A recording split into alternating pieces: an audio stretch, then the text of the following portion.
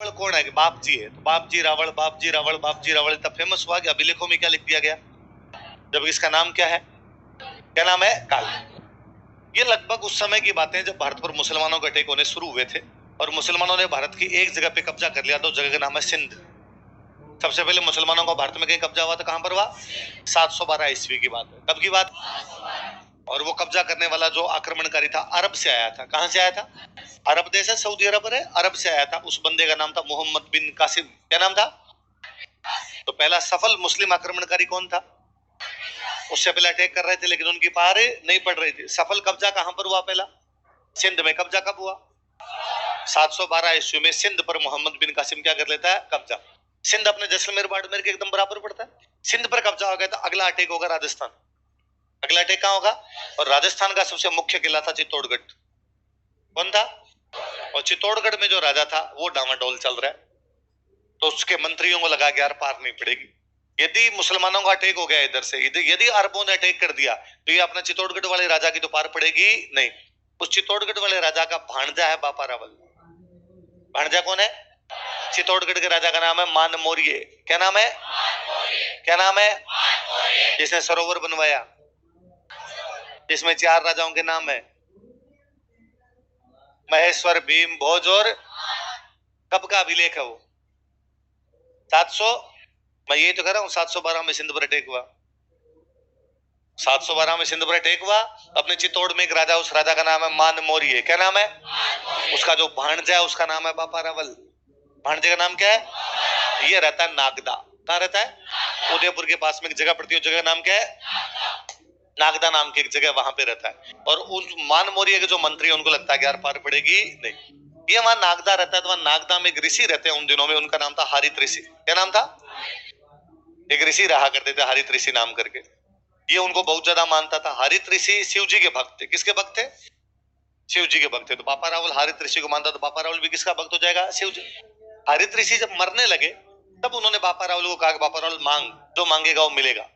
पर बापा रावल ने कहा कि महाराज ये नागदा जैसी छोटी जगह पे बैठा हूं, थोड़ा ढंग का जुगाड़ कर लो, थोड़ा बड़ा कुछ कर दो ठीक रहे, वरना नरेगा पे जॉब कितने दिन करेंगे।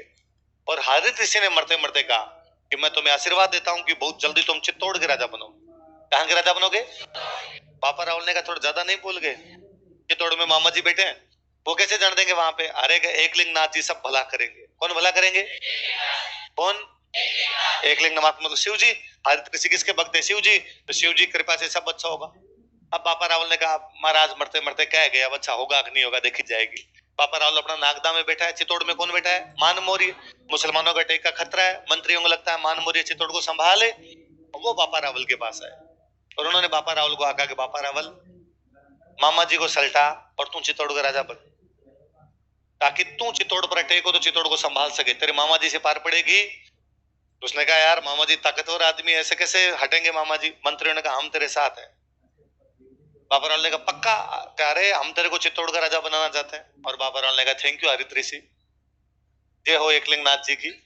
बाबा रावल गया, मामा जी को हटाता है, चित्तौड़ पे कब्जा कर लेता है। 734 ईस्वी की बात है। कब की बात है? वो किसका अनुयायी था? देखो, पर आप भी कहोगे कि ये सब ईश्वर की कृपा, माता पिता का आशीर्वाद और मेरी मेहनत की वजह से मेरा सिलेक्शन हुआ है। आप कतई ये नहीं कहते कि मैं पढ़ा था इसलिए हुआ है। आप कहते सब किसने करवाया है? ईश्वर ने। किसने करवाया है? नहीं, मेरा तो मरे नाम नहीं लो। औकात आदमी की हमेशा पता होती है। वो तो सिलेक्शन होने के बाद तुम्हारे भाव ही अलग होते हैं। अब पापा खेत में खेती करते हैं और उनके जब फसल अच्छी हो जाए, कोई पूछेगा अरे यार इस बार तो फसलें बड़ी जोरदार हुई, पापा कहते ये नहीं कहते कि मैं सुबह 5 बजे जाके हल जोतता था। राम जी राजी ऐसा। पापा दुकान करते हैं, दुकान का बिजनेस बहुत अच्छा चलता है, कोई कहे अरे यार बिजनेस बड़ा शानदार चल रहा है, वो कभी नहीं कहते कि यार दिन वाली रोटी नहीं खाते, सारा दिन दुकान बैठे रहते हैं इसलिए दुकान चलती है। भगवती कृपा है। हम हमेशा क्रेडिट किसको देते हैं? इसलिए हमारी सारी आरतियों में हमने कहा है मैं मूर्ख खल कामी।